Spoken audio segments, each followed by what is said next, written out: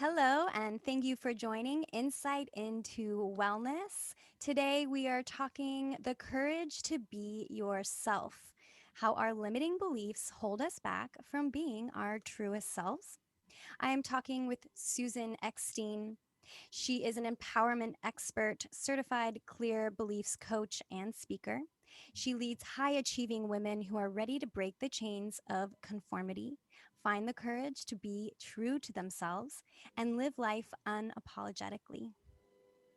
She helps her clients reconnect to their power, challenge their stories, and change their beliefs so they can stop holding themselves back and become the person they've always wanted to be. Thank you so much for joining me, Susan. Thank you for inviting me. I'm looking forward to our conversation. Yes, me too. Um, you know, I like to start off the conversation really by asking about you and kind of diving into the origin of your self work, your wellness. Was this something that expressed as a young child, or did this interest in healing come later? This actually didn't come until much later. I started on this path of getting into wellness and health after I had my two boys. Now, let's see, a little more than 18 years ago. Mhm. And I got into the fitness industry. I had just left a long career in corporate public relations. I actually also did some gym management in New York City for a while. But I had always been drawn to working with people one on one and helping them just be a better version of themselves. So I actually ended up getting into this shortly after I had kids, when my then husband had said to me, I was on maternity leave and I was deciding what I wanted to do. And he said, if you could do anything right now and go back to work, what would you do? And I said, I wanted to become a spinning instructor. And Great. the ironic thing was that was just like a small doorway, which really led me on this journey into helping other people achieve wellness. And along the way, I ended up achieving wellness. It was sort of ironic how that happened. I think it's a really common story. We all are on the path, and the reason I actually love asking this question first is I think it really demystifies who healers are. We I myself consider myself a healer, and we're not we didn't always come out of the womb ready, to help and heal and guide. We all had our traumas, we had our challenges, and the challenges you went through um, make you who you are today, and the healer you are today. And it's interesting. Sorry, I was just going to say, I also started in the field of physical health first. So, Mm. yeah, Also as a trainer in Pilates. Hmm. in Pilates. Yeah. Yeah. So, wanting to make them stronger from the outside in. I know. And isn't it so ironic that it has to be for true transformation, it's from the inside out, Yeah. which I didn't know right away. Hmm. And that's what I ended up learning going through the process, serving other people. What did you learn about you? Maybe if you don't want to share the extent, but. Oh, no.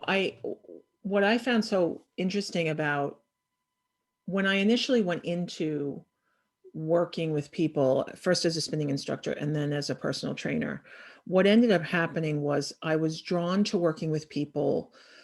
And I didn't realize it at the time, but I was drawn to working with people who wanted to accomplish really big things in their life, but didn't quite know how to do it. And or didn't quite know how to do it or didn't think that they could do it.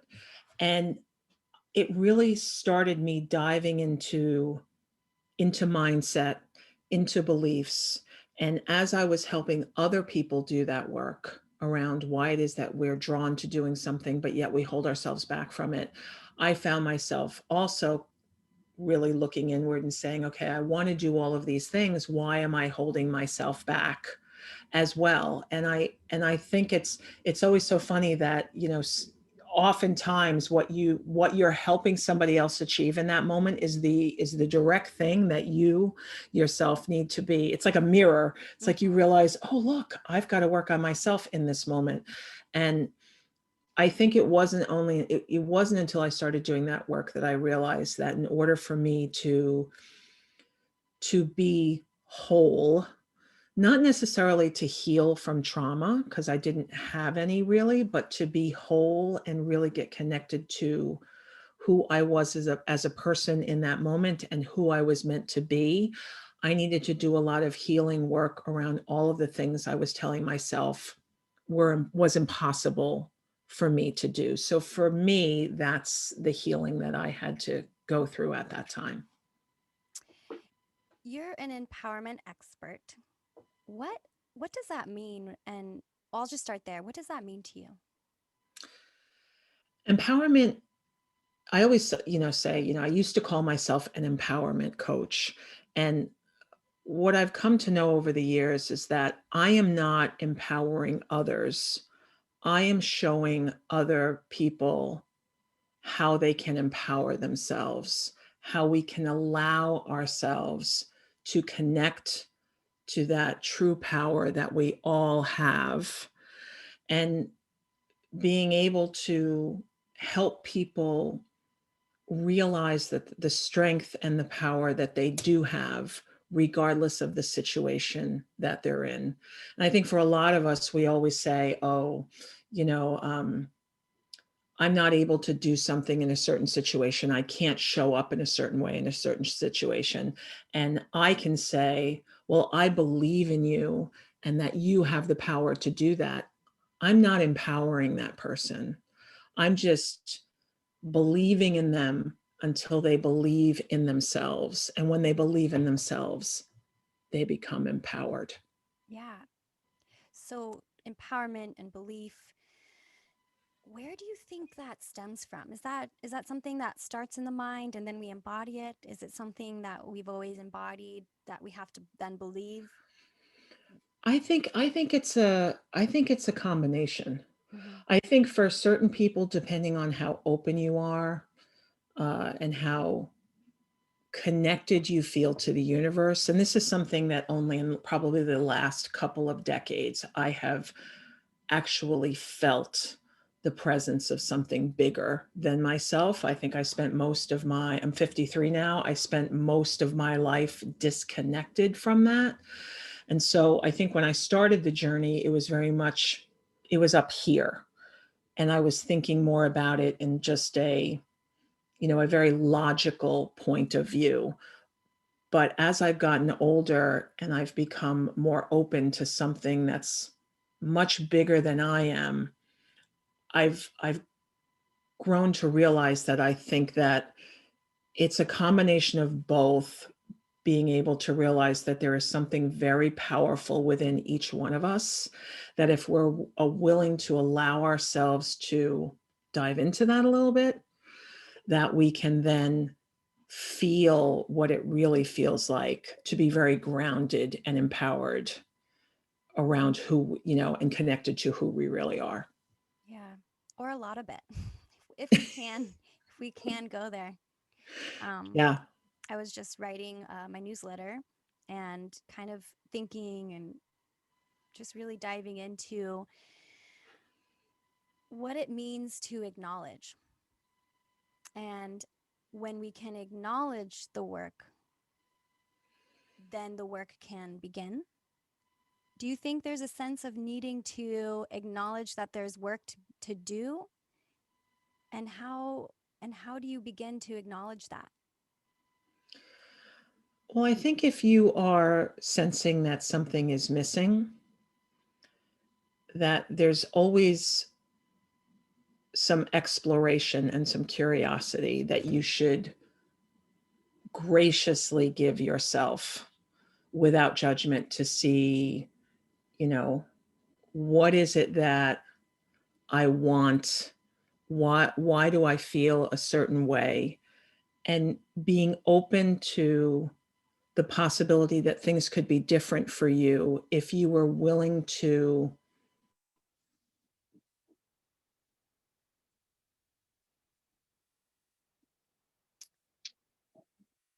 Something happened with the mic. I just want to check in. Hmm. Oh, there you are. There you are. Great. Continue on, please. Um, I think being willing to be open to the possibility that you can change the situation that you're in and create a new life for yourself if you're willing to look inward instead of outward. I Mm-hmm. think that is really the beginning of a process, the transformation process for you to step into the next version of yourself. But that begins by acknowledging that, you know what, I can change. There's something to change, and I'm willing to explore what that might look like for myself without beating myself up because I'm not happy in the moment of where I am, Mm-hmm. but instead looking at it from a place of possibility and how am I going to grow if I'm, once I'm willing to look within myself for the answers. Yeah. That looking, that understanding, that acknowledgement has a lot to do with our beliefs, which is what I'm excited to kind of dive into now. Um, let's talk about beliefs. Let's talk about beliefs. I love talking about I know beliefs. you do. um, let's start with the idea because I was thinking about this, and do we have a vault? Do our beliefs, are they vaulted? Are they there, sitting, waiting for us? These past beliefs about ourselves, who we think we are. Um, where do you think the core of our beliefs lie? Well, I definitely think that when we are born, that we have some beliefs already within us, that if we are fortunate enough to have parents who are willing to nurture those all-knowing beliefs that we are already whole and perfect. I just got the chills. Sorry. Right, we that's already within us. But what ends up happening with most people is we don't have that experience when we're young, and instead we are basically given other beliefs by our parents, by society, by clergy, by teachers. It doesn't matter. We hear things and we're told this is who you are, this is how you're supposed to show up, this is how the world works. And you grow up believing those things and accepting them as truth. And depending on the kind of beliefs that you were given, that is the lens through which you see the world. So if you think that, if you're told that, you have to really work hard in order to be successful, or men are terrible people, or, you need to stay home and be barefoot in the kitchen and your husband has to make all the money, you grow up believing those things are true. And then um, that's the lens through which you see all other situations. So, for instance, if you believe that your husband has to be the breadwinner and you grow up that way and you get married and you put yourself in a situation like that, but yet you see other women and they're out being very successful and they have careers, you look through that lens and you think, what's wrong with them? Hmm. And as a result, you pass judgment not only on them, but also on yourself. But the beauty is, even though we have inherited those beliefs, we also have the power to go in and change them if they are not working for us. And a lot of people think that we can't, but we totally can change what we believe about ourselves and the world. And when you do that, when you decide how, what you want to believe, then the lens through which you look is completely different. It's like trying on different pairs of glasses. Depending on the lenses that you have on, things are either going to be blurry or difficult to see or very, very clear. Yeah. So where do we start? I know you've had training in really finding these beliefs, narrowing it down. choosing, where if you could give us just an idea of how we can start this process if we are, acknowledging that we want to take that step forward. Well, I think it begins when we're acknowledging that something is not right within us, whether we feel like, why am I always angry? Or why am I sad? Why am I unfulfilled? And taking a look at, okay, if I'm feeling this way, what thoughts and beliefs are actually driving those feelings, right? Feelings, there's always a thought or a belief, whether or not we are aware of it, whether it's conscious or on the subconscious level, there is always something that's driving why you might be feeling angry. And so if you're willing to say, okay, why is it that I'm so angry? What am I thinking about? What do I believe about this situation?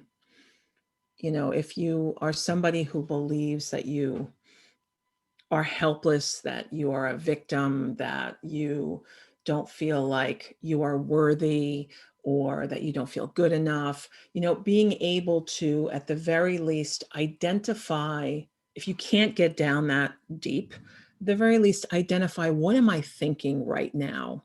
What do I think about this particular situation that I'm in? What do I think about who I am? And being able to just write down everything that you might be thinking at this moment, that you're at the very least aware of. And I think that's a really good place to start, to see what's driving you to feel a certain way. Hmm. As a human, I share this ideal sometimes, but we are creatures of comfort. And sometimes these beliefs, these thoughts that we feel are serving us truly aren't. How do you walk someone through, or what are your thoughts about um, being comfort but still needing change? Well, I think even even in situations like dysfunctional behaviors, right? If you're anxious and you immediately go to the fridge and you just start eating, right? You're an emotional eater. Um, Even though in that moment you are super uncomfortable and you don't like the way, not only the anxiety that you felt before you ate, but then you have that guilt afterwards, and that shame afterwards, and that self-loathing afterwards. Um, as uncomfortable as that is, there's a lot of comfort in that because it's familiar to us. So we know what to expect. We know that when we're anxious, we know that we're going to go to the fridge. We know that we're going to overeat. We know that it's going to numb us for a certain period of time and it's going to take that discomfort away. And yeah, I'm going to self loathe, but I'm going to try again the next day. And you just have this pattern, but it's familiar, as uncomfortable as it is, and as Mm-hmm. much as you want to change it. And I think when you're going to change and you're going to try to change a different behavior, you don't want to do it, and there's such resistance to it because it's unfamiliar, Mm-hmm. even though it's also probably going to be uncomfortable. You don't know what to expect because there's so much uncertainty around it. So we get stuck in that pattern, even though we hate the way we feel in that particular pattern and behavior. We know what to expect. And so on some level it is serving us because it's keeping us in a safe Uh-huh. space. Exactly. So we can say that, this isn't serving me, but it is serving you. It's, even all of these limiting beliefs, these inherited beliefs that have been given to us that we continue to hold on to, knowing that we have the power to completely change it. They're serving us in some way, these beliefs that are holding us back. And that's why You we know, hold on. oh, of course, Mm-hmm. of course, because they keep us safe. right? So we're not A seen, so we're perceived not. safe. Exactly, it's perceived safe. Yeah. When we are choosing to, like we've said, acknowledge, take that step, maybe dive deeper, understand the root, get down to the core, look back at our beliefs and examine them, we can start to change. And one thing that I love that's in, a part of you is being unapologetic, changing unapologetically. I almost want to just shout it out, like scream it from my roof. Um, let's talk, let's get into that, because when we can change from a space of ownership, a space from empowerment, and a space of not being sorry, which is a word that is so packed full of um, history, that just that word, um, you know, changing from a space of that empowerment, how do we get to that place where we can start changing and being unapologetic? Well, I think the first step, and this is the real big one, is to release the need to look to others to tell us what's right for us. Um, One of the easiest examples I always share about this, about being unapologetic, is, if you, before COVID, you'd go out to dinner with your girlfriends, and everybody will be, they're looking at the menu, and they're like, "What are you getting? What are you getting? What are you getting?" And there's this, for the most part, women will always, on some level, want something else, but they won't eat it. So, for instance, you're at an Italian restaurant, you want the lasagna, but you're like, oh, I should get a salad, but I want the Mhm. lasagna. And what's so funny is there'll always be one woman who's like, she I'm gets the getting lasagna, lasagna. and every other woman is like, oh man, I wish I got the lasagna. Yeah. She got the lasagna because she wanted to. Mm. She didn't care about how she would potentially look around her friends. And I was actually talking to a good friend of mine about this not so long ago, is that you'll be out, when you're out to dinner with your friend, and your friend orders the lasagna, and if your friend is a little bit on the heavy side, let's just say, at the same time you're like, she shouldn't be having the lasagna, but I admire the fact that she actually had the lasagna. Mm. And it's like, she was ordering the lasagna because she wanted to, and she really doesn't care what other people think of her. And I think that the first step is being willing to say, I want to be on, being unapologetic means I'm doing things because I want to. And I really don't care what anybody else thinks about that. And I know for a lot of women and men too, that's a hard, it's a hard bridge to cross, because we've been so conditioned to say, you need to look to society to tell you who and how you're supposed to be. And to suddenly be willing to release that and say, wait a second, who am I? How do I want to be? What do I want to do? And really be willing to look inward around that, and not be affected by what your decisions might have on other people. That's really living unapologetically. That doesn't mean that you're doing mean things, or you're being completely selfish and not taking into account anybody else who's around you, but it's really saying, I'm doing this for me because this feels right for me. Hmm. And I know that that's hard for a lot of women. Yeah.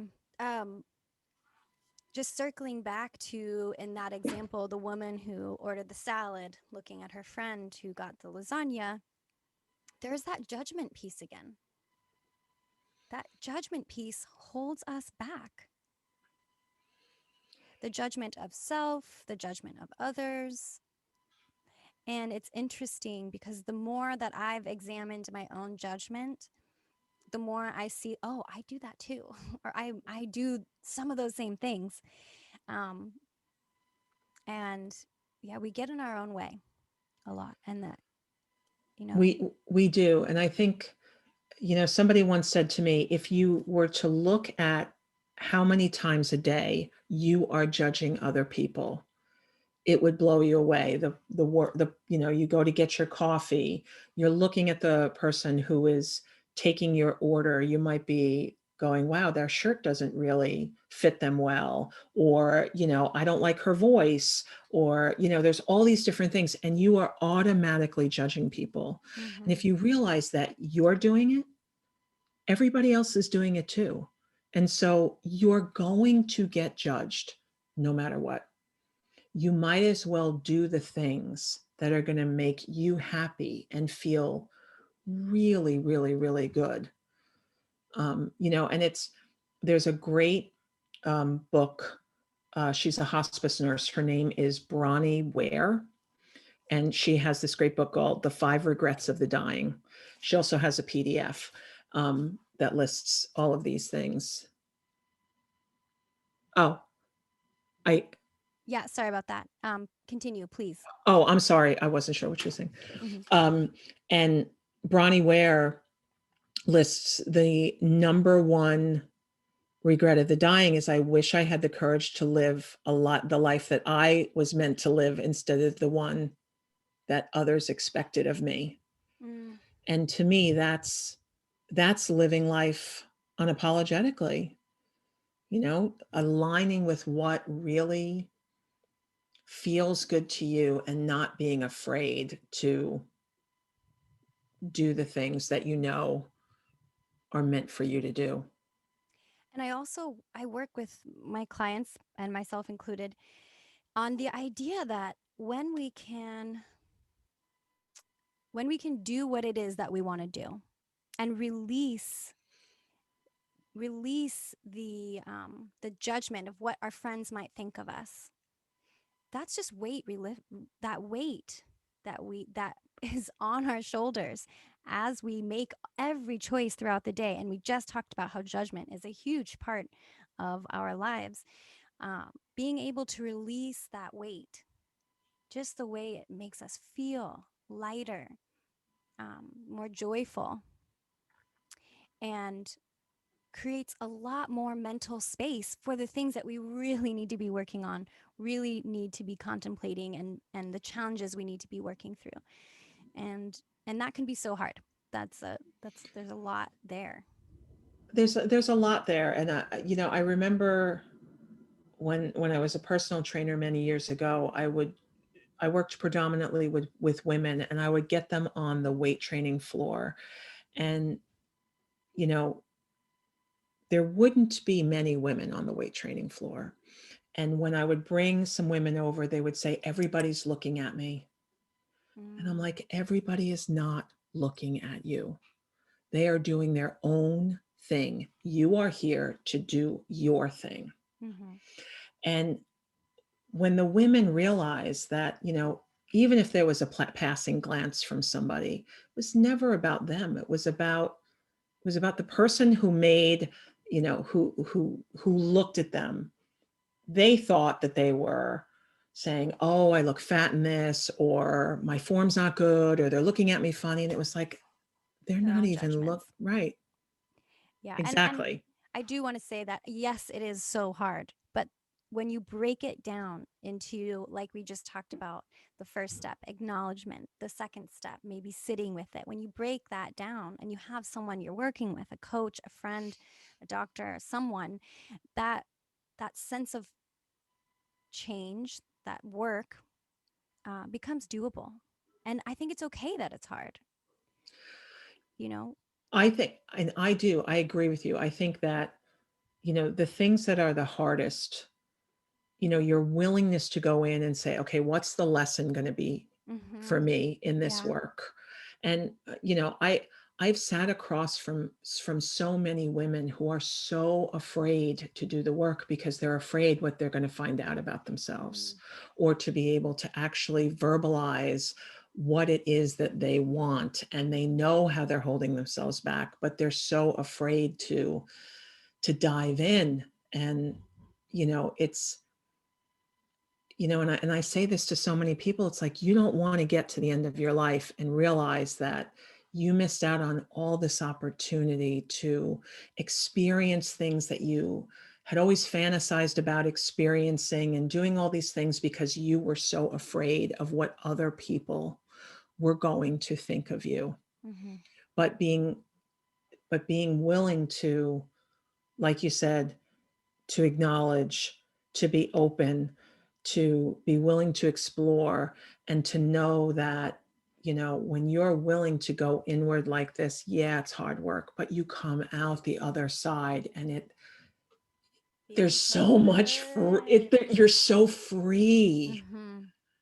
Mm-hmm. And I think once people see that they can experience that small feeling of freedom, which so many people have never fully understood what it felt like. When you were a kid and you are, on a bike going down a hill, and you experience this incredible freedom.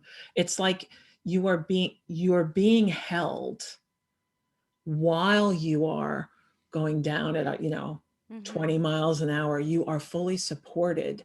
But the freedom that you experience in that moment, we can also experience that as adults if you're willing to go in. And I don't think people realize, but that is what's on the other side, that Mm. incredible feeling of freedom. As we wrap up our conversation, um, I want to know what it is that you love about what you do.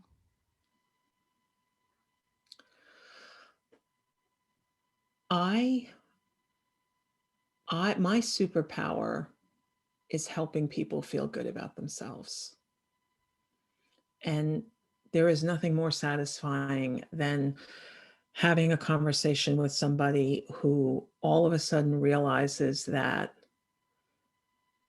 they have the power to do something that they did not think was possible for them, that they have the power to change their life, that they can actually do the thing that they were so scared of doing.